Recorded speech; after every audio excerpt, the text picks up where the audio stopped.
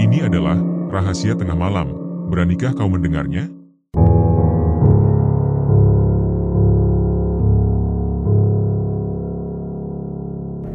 Malam itu, Ayu masih berkutat dengan pekerjaannya.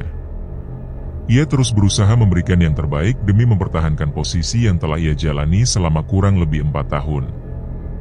Perusahaan tempatnya bekerja tengah berada di ujung tanduk. Dalam beberapa bulan terakhir, kondisi perusahaan mengalami penurunan drastis, dan isu kebangkrutan semakin santer terdengar. Tak sedikit rekan-rekan kerjanya yang sudah lebih dulu diberhentikan, menerima pesangon yang tidak seberapa. Ayu tak ingin nasib serupa menimpa dirinya. Ia tahu betapa sulitnya mencari pekerjaan di masa sekarang.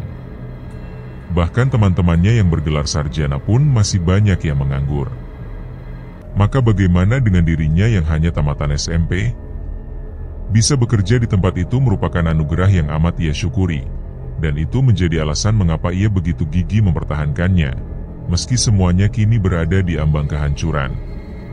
Sesekali, ia menarik napas panjang, mengusir kantuk yang perlahan mulai menyerang. Namun pikirannya tetap terjaga, fokus sepenuhnya pada pekerjaan. Dari kejauhan, terdengar langkah kaki yang pelan namun pasti mendekati ruangannya. Ayu sempat bertanya-tanya siapa gerangan yang datang di tengah malam seperti ini. Sosok seorang wanita parubaya muncul di ambang pintu, tersenyum ramah padanya. Wanita itu tampil anggun, kira-kira berusia sekitar 40-an. Tatapannya lembut, namun menyimpan kepedihan. Ia menghampiri Ayu perlahan, dan suasana hening hanya dipecah oleh bunyi sepatu haknya menyentuh lantai. Ayu menatap wanita itu dengan penuh hormat. Sang wanita menyampaikan bahwa malam itu adalah malam terakhir mereka berada di tempat tersebut. Dengan wajah sendu, ia menjelaskan bahwa perusahaan akan segera berpindah tangan dan berubah fungsi. Ia menyayangkan keadaan yang terjadi, dan ketidakberdayanya menghadapi semua ini begitu kentara dari raut wajahnya. Ayu bisa merasakan kesedihan yang mendalam dalam diri wanita itu. Usaha yang telah dibangun dari nol kini runtuh, digerogoti oleh orang-orang yang tak senang melihat keberhasilannya, dan yang tak segan melakukan segala cara untuk menjatuhkannya. Dalam hatinya, Ayu turut mendoakan agar wanita itu bisa melewati masa sulit ini dengan kesabaran. Ia yakin suatu hari, wanita itu akan kembali membangun segalanya dari awal. Air mata Ayu menetes tanpa ia sadari. Sebuah pelukan hangat dari sang wanita terasa menenangkan, meski keduanya tahu itu adalah perpisahan. Setelahnya, wanita itu menyerahkan sebuah amplop putih pada Ayu. Awalnya, Ayu menolak dengan halus, merasa tidak pantas menerimanya. Namun wanita itu tetap memaksa, menyatakan bahwa amplop tersebut adalah bentuk kecil penghargaan atas dedikasi Ayu selama ini. Tak mampu berkata-kata, Ayu akhirnya menerima amplop itu dengan air mata yang masih mengalir. Mereka berpelukan sekali lagi sebelum berpisah. Dengan beberapa barang dan tas selempang di bahunya, Ayu melangkah pergi. Saat menuruni tangga, hembusan angin dingin menyapu tengkuknya, membuatnya refleks menghentikan langkah. Perasaan aneh mulai merayapi hatinya. Ketika sampai di bawah dan hendak membuka pintu keluar, tiba-tiba sesuatu terjatuh dari atas dan mendarat tepat di hadapannya. Seketika tubuh Ayu membeku. Yang tergeletak di lantai adalah tubuh sang wanita, bos yang begitu ia hormati, terjatuh tertelungkup dengan kondisi mengerikan, kaki patah dan darah mengucur dari kepala yang terluka parah. Dada Ayu terasa sesak, pandangannya memburam, lalu sebuah jeritan meluncur dari tenggorokannya, memecah keheningan malam. Satpam yang berada di pos jaga segera berlari ke arah suara itu. Mereka terkejut, nyaris tak percaya dengan apa yang dilihat. Seorang bos yang dikenal baik hati dan begitu peduli pada karyawannya justru mengakhiri hidupnya dengan cara yang tragis. Salah satu satpam segera memeriksa denyut nadi sang wanita. Wajahnya memucat. Dengan tangan gemetar, ia berteriak memanggil ambulans. Ayu mencoba mengambil ponselnya, namun jari-jarinya terlalu gemetar untuk menemukan benda itu. Beruntung, satpam lain segera bertindak cepat dan menghubungi ambulans. Tak lama, sirene pun terdengar mendekat, mengoyak keheningan yang menyelimuti malam itu. Petugas medis bergerak cepat memindahkan tubuh wanita itu ke dalam ambulans. Ayu ikut naik, menangis tanpa henti sambil berdoa dalam hati. Namun sesampainya di rumah sakit, tubuh Ayu ambruk. Kesadarannya menghilang, dan saat membuka mata kembali, ia telah berada di dalam ruang perawatan. Keluar dari ruangan itu, Ayu menemukan keluarga sang wanita telah menunggu di luar, beberapa di antaranya menangis pilu. Tak lama kemudian, dokter membawa kabar duka. Cedera pada kepala sang wanita terlalu parah, merusak tengkoraknya, dan ia telah meninggal dunia.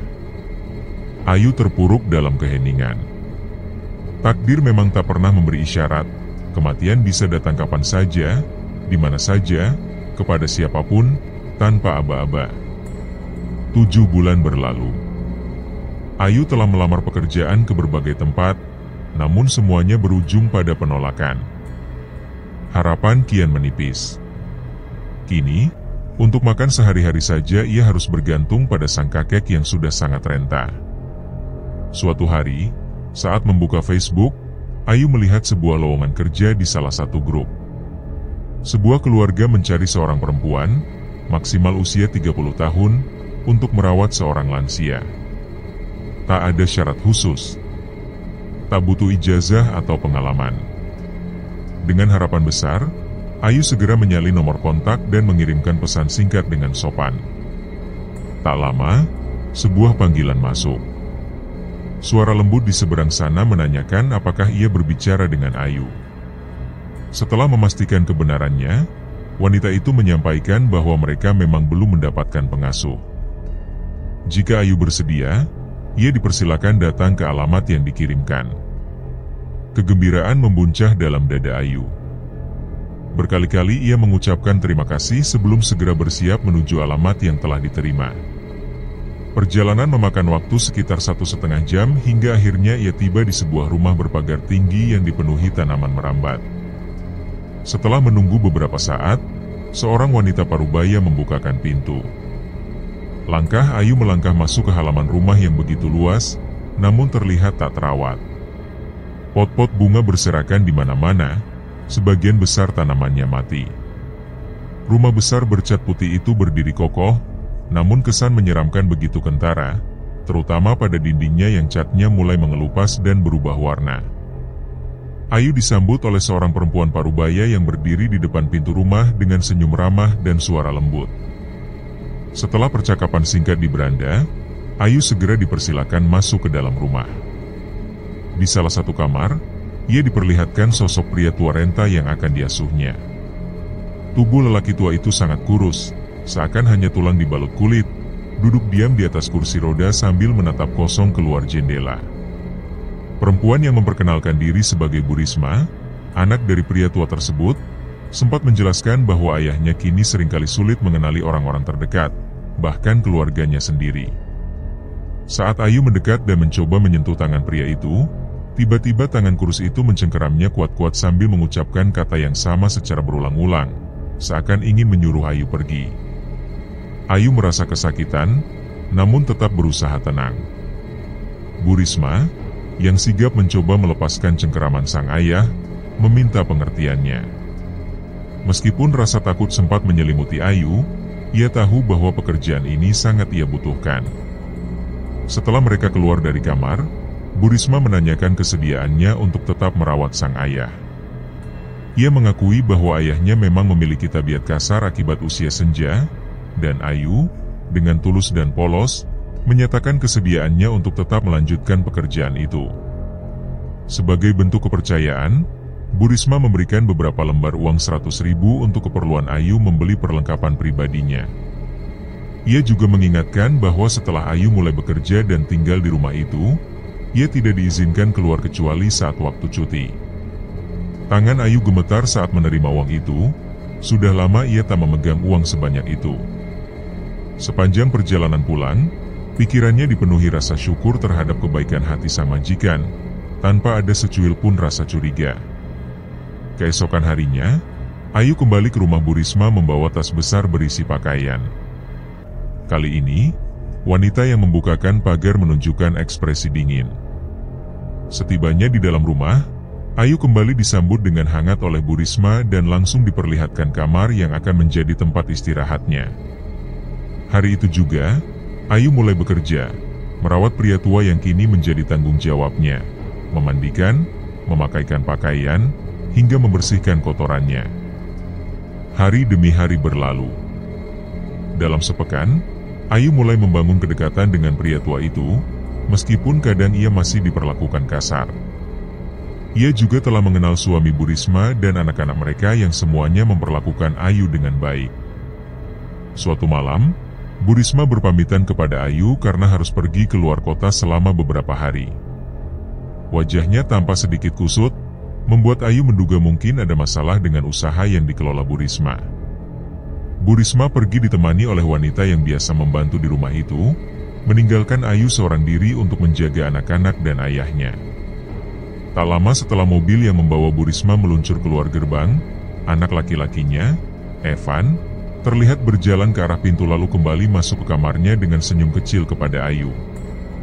Tepat tengah malam, pintu kamar Ayu diketuk pelan. Ia ragu untuk membukanya karena merasa aneh dengan tamu malam seperti itu.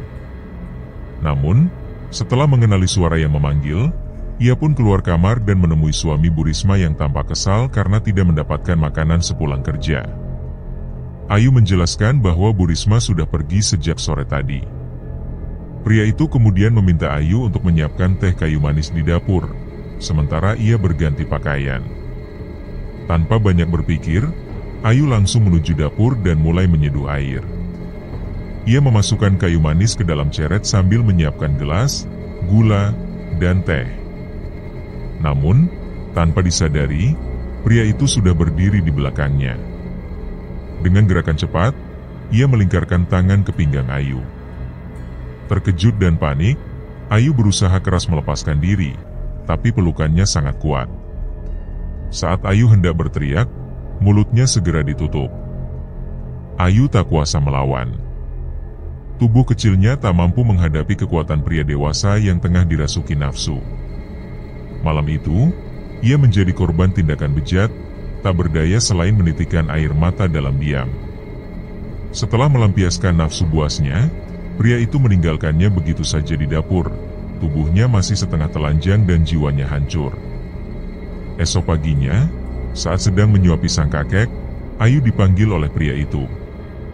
Jantungnya berdebar kencang. Namun sang kakek, yang mulai menyayangi Ayu, menahan tangannya agar tidak pergi. Pria itu bersikeras memanggilnya keluar. Di luar, dengan wajah penuh ancaman, ia memperingatkan Ayu agar tidak menceritakan peristiwa semalam kepada Bu Risma. Sebagai bentuk tekanan, ia menyelipkan sejumlah uang ke dalam baju Ayu. Perasaan jijik dan terhina menyelimuti Ayu. Dengan mata berkaca-kaca, ia menolak uang itu dan menyatakan dengan tegas bahwa dirinya bukan wanita murahan. Ia menegaskan niatnya untuk tetap melaporkan perbuatan itu, meskipun ia sadar risikonya dipecat. Ia tidak takut. Ia memang miskin, tapi tidak kehilangan harga diri. Pria itu mengancam balik, memperingatkan bahwa jika dirinya hancur, maka Ayu dan keluarganya pun akan ikut menderita. Setelah kepergiannya, Ayu tak kuasa menahan tangis. Dalam keadaan rapuh, ia memungut kembali uang yang tadi ia lempar. Uang itu akan dijadikan bukti saat melapor pada Bu Risma nanti. Jumlahnya cukup besar, sekitar 2.500.000. Namun anehnya, setiap kali ia memandang lembaran-lembaran itu, rasa benci menyelimutinya. Setelah kejadian sebelumnya, Ayu kembali ke kamar tempat si kakek berada. Lelaki tua itu memperhatikannya dengan tatapan lembut yang penuh rasa ingin tahu, seakan menyadari ada sesuatu yang tidak beres. Ayu berusaha menenangkan suasana dengan menggeleng dan tersenyum kecil, meskipun matanya tampak masih basah bekas air mata. Si kakek tampak prihatin, seolah ingin mengungkapkan simpati dengan menyentuh lembut kepala Ayu. Ia lalu berbicara tentang betapa beruntungnya seseorang yang memiliki cucu seperti Ayu, penuh perhatian dan kasih sayang, sesuatu yang ia sendiri tak miliki. Malam harinya, Ayu terjebak dalam mimpi yang membawanya ke sebuah area pemakaman yang terasa sangat familiar. Jalan yang membelah makam itu seperti pernah ia lewati, meskipun samar dalam ingatannya. Namun ketika ia tersadar dari tidur, kenyataan yang menanti justru lebih kelam. Pak Bambang menyelinap ke dalam kamarnya, dan pelecehan pun terulang. Kali ini, pria itu mengancam dengan sebuah foto kakek Ayu, menyiratkan bahaya jika Ayu berani melawan atau melapor. Hari itu, Ayu mencoba menenangkan diri dengan mengajak si kakek keluar berjalan-jalan di sekitar rumah besar tersebut. Saat berada di salah satu sudut rumah, pandangannya tanpa sengaja tertuju ke jendela lantai atas. Di sana, sesosok wanita berambut pirang dan mengenakan gaun hijau berdiri menatap ke arahnya. Sosok itu lenyap begitu cepat saat Ayu mengedipkan mata, hingga ia mempertanyakan kewarasannya sendiri. Si kakek, yang melihat kegugupan Ayu, bertanya padanya. Ayu berusaha menutupi apa yang baru saja ia lihat. Namun si kakek justru mencengkeram tangannya dan memintanya mendekat. Lelaki tua itu berbisik tentang wanita berambut pirang itu seolah tahu pasti siapa yang dimaksud Ayu. Namun sebelum ia sempat menjelaskan lebih jauh, sebuah pot bunga jatuh menimpa Ayu dari arah atas, dan saat mereka menengadah, tidak ada siapapun di sana. Malam menjelang dengan cuaca buruk. Petir dan hujan deras membuat Ayu semakin waspada. Ia mengunci kamar dengan rapat dan menambahkan pengaman agar tidak ada yang masuk. Meskipun tubuhnya terbungkus selimut, udara dingin tetap menyusup hingga tulangnya. Ia mengambil jaket dan sarung sebagai penghangat tambahan. Saat tubuhnya mulai merasa hangat, ia pun menutup matanya. Namun ketenangan itu tidak berlangsung lama. Telinganya menangkap teriakan seorang perempuan yang datang dari luar rumah. Awalnya, Ayu mengabaikan suara tersebut, mengira hanya halusinasi akibat kelelahan. Tapi suara itu semakin mendekat dan terdengar berpindah-pindah. Ayu pun bangkit, berjalan ke jendela, dan mengintip di balik tirai. Dalam deras hujan dan kilatan petir, ia melihat 3 sosok mengenakan jas hujan menyeret seorang wanita. Rasa takut dan penasaran bercampur dalam dadanya. Tanpa pikir panjang, Ayu menyelinap keluar melalui dapur dan mengikuti jejak mereka hingga sampai ke lahan pemakaman. Sayangnya, jejak itu menghilang. Dalam kebingungan, tiba-tiba sebuah benda keras menghantam kepalanya. Dunia pun menjadi gelap. Saat kesadaran perlahan kembali, Ayu menemukan dirinya terikat di sebuah ruangan sempit dan pengap, dengan bau menyengat yang membuat mual. Kepalanya masih berdenyut sakit dan pandangannya buram. Di antara kabut pandang itu, ia melihat sejumlah sosok mengelilinginya. Barulah kemudian ia mengenali wajah-wajah mereka, Bu Risma, Pak Bambang, dan seorang wanita parubaya yang bekerja sebagai art di rumah tersebut. Mereka meneriakinya dengan penuh kemarahan. Tuduhan dan hinaan dilemparkan ke arahnya.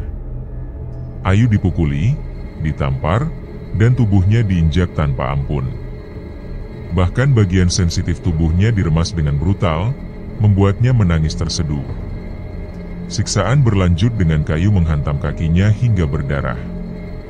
Ia berteriak, menyebut nama pelaku pelecehan yang telah merenggut kehormatannya, yaitu Pak Bambang. Bu Risma yang mendengar pengakuan itu mengamuk dan menyerang suaminya sendiri. Perkelahian antara pasangan itu tidak bisa dihentikan oleh siapapun. Tubuh Ayu yang telah pingsan akhirnya dibangunkan oleh suara lembut milik si kakek. Lelaki tua itu membantunya untuk sadar dan berusaha membawanya pergi dari tempat terkutuk itu. Ayu sempat bertanya-tanya bagaimana kakek itu bisa berjalan, karena selama ini ia terlihat lemah dan tak berdaya. Si kakek hanya mengatakan bahwa penjelasan akan datang nanti, dan saat ini yang terpenting adalah membawa Ayu keluar dari lingkaran neraka tersebut. Mereka berdua bergegas meninggalkan pemakaman, berusaha menghindari 2 sosok yang mulai mendekat. Dalam perjalanan, Ayu yang masih lemas sempat melihat bayangan banyak orang berjejer, namun si kakek menegaskan bahwa tak ada siapa-siapa selain mereka berdua. Setelah perjuangan yang menegangkan, mereka akhirnya keluar dari pemakaman dan kembali ke rumah. Di sana, Evan sudah menunggu di balik kemudi mobil tua milik kakek. Dengan cepat, Ayu dibantu masuk dan mobil pun melaju menuju tempat yang lebih aman. Di tengah perjalanan, Ayu sempat melihat lagi sosok wanita berambut pirang itu, misteri yang belum selesai. Akhirnya, mereka sampai di sebuah penginapan tua yang nyaris roboh. Dengan bantuan kakek dan Evan, Ayu dibawa masuk ke dalam. Meskipun tubuhnya masih penuh luka dan hatinya terkoyak, setidaknya malam itu ia bisa merasa sedikit lebih aman, jauh dari tempat yang selama ini menjeratnya dalam derita. Sesampainya di dalam kamar, si kakek meminta Evan untuk keluar membeli obat-obatan bagi Ayu. Setelah Evan pergi, kakek itu mulai mengungkapkan segalanya kepada Ayu. Ia menjelaskan bahwa sosok wanita yang dilihat Ayu adalah hantu dari perjanjian pesugihan yang telah lama menghantui mereka. Kehadiran sosok itu menandakan bahwa waktu penumbalan semakin dekat. Jika ritual itu tak dilakukan, maka kekayaan yang mereka miliki akan lenyap seketika. Kakek tersebut mengakui bahwa semua berawal darinya. Kesesatan itu bermula dari dirinya sendiri. Ia menciptakan jalan sesat itu, menjadikan anak-anaknya korban dari kerakusannya sendiri. Ia memohon agar Ayu memaafkan mereka, karena satu-satunya pihak yang pantas disalahkan adalah dirinya.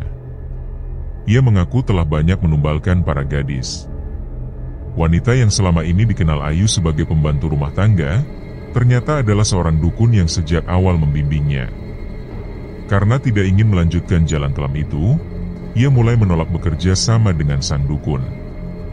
Namun, sejak itu ia terus diancam dan dipaksa untuk berpura-pura lumpuh demi menarik simpati para gadis muda yang sedang mencari pekerjaan.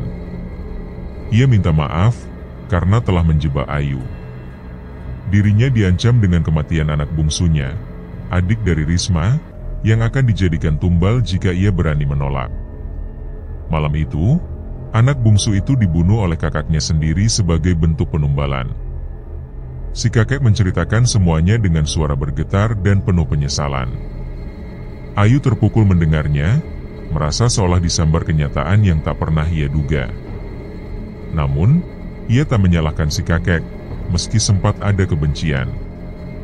Sebab, Ayu sendiri menyimpan rahasia tergelap dalam hidupnya yang tidak pernah ia ceritakan pada siapapun. Beberapa saat kemudian, Evan kembali dengan sekantong obat-obatan dan minuman agar Ayu lebih tenang. Si kakek menyebut bahwa cucunya itu berbeda dari kedua orang tuanya. Setelah luka-luka Ayu dirawat, si kakek berpamitan. Ayu sempat memohon agar kakek ikut bersama mereka, namun ia menolak. Ia merasa bahwa karena semua ini dimulai olehnya, maka ia jugalah yang harus mengakhirinya. Jika malam itu adalah pertemuan terakhir mereka, si kakek ingin Ayu tahu bahwa ia benar-benar menyesal telah menjebaknya dan bahwa ia sangat menyayangi Ayu dan Evan. Dada Ayu terasa sesak, air matanya mengalir deras, dan mereka bertiga pun berpelukan untuk pertama dan mungkin terakhir kalinya. Setelah kepergian si kakek, Ayu dan Evan melihat dari jendela bahwa kakek itu keluar penginapan bersama seorang lelaki tua lainnya. Ketika Ayu bertanya siapa orang itu, Evan menjelaskan bahwa pria itu adalah kakek Amin, sahabat lama si kakek dan pemilik penginapan tersebut. Baru setengah jam setelah mereka ditinggalkan, Ayu mulai merasa cemas. Ia membangunkan Evan yang sedang tertidur karena kekhawatirannya terhadap si kakek. Ayu khawatir sesuatu buruk akan terjadi. Namun Evan menenangkannya, mengatakan bahwa si kakek bersama kakek Amin dan pasti aman. Meskipun begitu, Ayu tetap gelisah. Ia mulai membayangkan hal-hal buruk, terutama tentang keselamatan keluarganya, sebab pernah diancam oleh Pak Bambang, ayah Evan. Ayu takut jika penolakan terhadap pelecehan itu akan berujung pada balas dendam yang menyasar kakeknya. Ayu memukul-mukul lantai, bingung dan putus asa. Evan mencoba menenangkan, menjelaskan bahwa meskipun risiko itu ada, mereka masih punya waktu dan sebaiknya menunggu kabar dari si kakek. Namun, kekhawatiran Ayu memuncak. Ia mengungkapkan bahwa ancaman itu terjadi ketika Pak Bambang memperkosanya dan menyebut bahwa kakeknya akan menjadi korban jika ia berani membuka mulut. Evan menatap Ayu dengan geram, mengepalkan tangannya. Ia begitu marah. Ayu, sambil terisak, mengaku bahwa ia tak punya keberanian untuk melawan. Tanpa berkata, Evan memeluknya, menenangkan dirinya sendiri dan Ayu, lalu bertekad untuk menyusul si kakek. Ayu ingin ikut, meski Evan awalnya menolak demi keselamatannya. Tapi karena Ayu bersikeras, Evan pun mengalah. Mereka segera keluar kamar menuju sebuah ruangan di penginapan dan mulai mencari-cari sesuatu hingga akhirnya menemukan kunci motor. Evan segera membawa Ayu ke tempat parkir, di mana sebuah motor Astrea tua terparkir. Ia mencoba mencocokkan kunci, dan ketika mesin berhasil dihidupkan, mereka pun berangkat menembus malam yang dingin dan hujan. Di tengah jalan, mereka melihat sosok wanita berdiri di tengah jalan. Itu adalah sosok yang sama yang pernah dilihat Ayu sebelumnya. Ketika Evan berusaha menghindari wanita itu, mereka justru terjatuh karena menabrak pembatas jalan. Evan mengumpat sementara Ayu bangkit dan menelusuri sekelilingnya. Mereka sama-sama terluka karena tergores batu jalanan. Evan mencoba mendekati sosok wanita tadi, namun sosok itu telah lenyap. Hanya Ayu dan Evan yang ada di sana. Evan langsung kembali ke Ayu dan berusaha bersikap tenang, meskipun dalam hati ia merasa ada sesuatu yang sangat ganjil. Motor mereka sempat rusak, namun setelah beberapa kali mencoba, akhirnya berhasil dinyalakan kembali meski lampunya tidak menyala. Mereka melanjutkan perjalanan dalam gelap total, diterpa gangguan dari penampakan-penampakan menyeramkan yang muncul di sepanjang jalan. Akhirnya mereka tiba di depan pagar rumah, memarkir motor di luar, dan masuk dengan mengendap-endap. Suasana di dalam rumah sunyi, dan Ayu merasa yakin bahwa mereka semua telah pergi ke pemakaman. Mereka segera menuju ke sana. Dalam perjalanan, terdengar suara ayam berkokok menyambut fajar. Mereka akhirnya menemukan kembali tempat yang sebelumnya digunakan untuk menyiksa Ayu. Namun tempat itu kini tampak kosong dan sunyi. Evan masuk lebih dulu. Bau busuk menyengat hingga membuatnya hampir muntah. Ketika Ayu bertanya tentang keberadaan si kakek, Evan hanya bisa menjawab bahwa tempat itu kosong. Ayu kebingungan, tidak tahu kemana mereka semua pergi. Setelah beberapa saat duduk menunggu, tiba-tiba terdengar suara aneh dari belakang disusul suara benturan keras yang membuat Evan terjatuh. Ayu gemetar melihat siapa yang menyerang Evan. Ternyata wanita paruh-baya yang selama ini disebut dukun oleh si kakek. Ayu mundur beberapa langkah tanpa membawa senjata sedikit pun. Saat wanita itu mendekat, Evan berusaha bangkit dengan sekuat tenaga, lalu memegangnya agar tidak melukai Ayu. Bersama-sama, Ayu dan Evan menyerang si dukun hingga darah keluar dari kepalanya. Setelah itu, Evan segera melepaskan dan mengajak Ayu pergi. Tangan keduanya masih gemetar, karena ini adalah pengalaman pertama mereka memukul seseorang. Saat hendak meninggalkan tempat itu, Evan kembali tersandung. Kali ini bukan batu nisan, melainkan sebuah sosok tergeletak dalam gelap. Mereka memeriksa apakah sosok itu masih hidup atau sudah meninggal, tanpa menyadari bahwa seorang perempuan berambut pirang berdiri tidak jauh dari mereka. Saat Evan menyadari keberadaan perempuan itu, dia sudah terlalu terlambat karena sosok tersebut mulai mendekat. Evan mencoba menarik tangan Ayu, namun ia kembali terjatuh akibat tersandung batu nisan. Tangan Ayu terlepas, dan sosok perempuan itu menghilang. Ayu kemudian meraung dengan suara yang berubah, lalu mengelus kepala Evan sebelum pergi. Evan berusaha mengikuti langkah Ayu, yang berjalan menuju sebuah jalan yang memerlukan mereka memanjat pagar pembatas untuk keluar. Meskipun awalnya takut, Evan memberanikan diri memanjat pagar meski kesulitan, sementara Ayu sudah berada di luar dan terus melangkah meninggalkannya. Setelah turun, Evan langsung berlari mengejar Ayu. Matahari terasa lambat terbit, sementara Ayu menuju sebuah rumah berbentuk aneh dengan penerangan lampu pelita. Tanpa ragu, Ayu masuk dan menemukan seorang perempuan terikat di dalam. Ia segera melepaskan ikatan itu dan menyuruh perempuan tersebut pergi. Ayu kemudian naik ke loteng, di mana ia menemukan si kakek sudah terbunuh, dan Pak Bambang yang masih memegang kapak. Ayu langsung menyerang Pak Bambang, yang mencoba melawan namun kalah oleh kekuatan Ayu. Mendengar keributan di loteng, Evan memberanikan diri naik dan melihat Ayu tengah berusaha membunuh ayahnya. Awalnya ingin menolong, tapi ia urungkan niatnya. Setelah itu, Ayu memperkenalkan dirinya sebagai Kemuning dan menceritakan bahwa dirinya dulu sama seperti Evan, namun telah diubah menjadi seperti sekarang. Evan bingung, namun sebelum bisa bertanya lebih jauh, tubuh Ayu tiba-tiba mengejang. Evan ragu mendekat dan melihat kakeknya telah meninggal bersama Bu Risma. Tiba-tiba, Ayu tersedak dan memuntahkan sesuatu yang menggumpal dari tenggorokannya. Ia kembali sadar namun mulai meracau dan sangat syok melihat keadaan si kakek, anak, dan menantunya yang sudah meninggal. Dengan bantuan Evan, mereka turun dari loteng.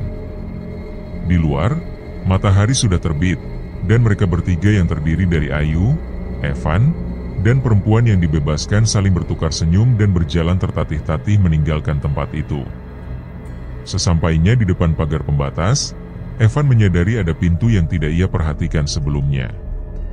Saat pintu dibuka, terdengar jeritan aneh dan pemandangan yang mengejutkan tampak di depan mereka. Sebuah lahan luas penuh kuburan dengan batu nisan tanpa nama, yang tampak dibuat asal-asalan. Ayu dan Evan terkejut, karena sebelumnya tidak tahu ada kuburan seperti itu di sana. Evan mengingat bahwa ayah dan ibunya selalu melarang bermain di sekitar gerbang itu.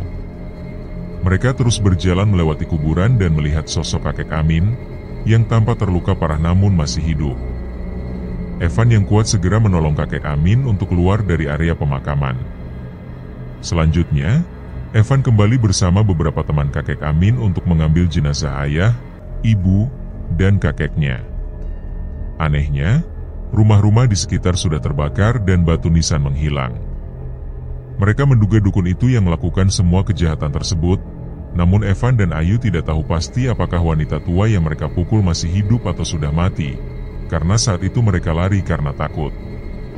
Ada yang percaya dan ada yang meragukan, sebab seiring waktu lahan itu tidak lagi tampak seperti kuburan biasa. Sebagian mengatakan itu hanya kebun biasa, meski reruntuhan rumah terbakar masih ada sampai sekarang. Konon, tumbal-tumbal gadis itu datang dari berbagai daerah jauh sehingga tidak banyak orang yang curiga.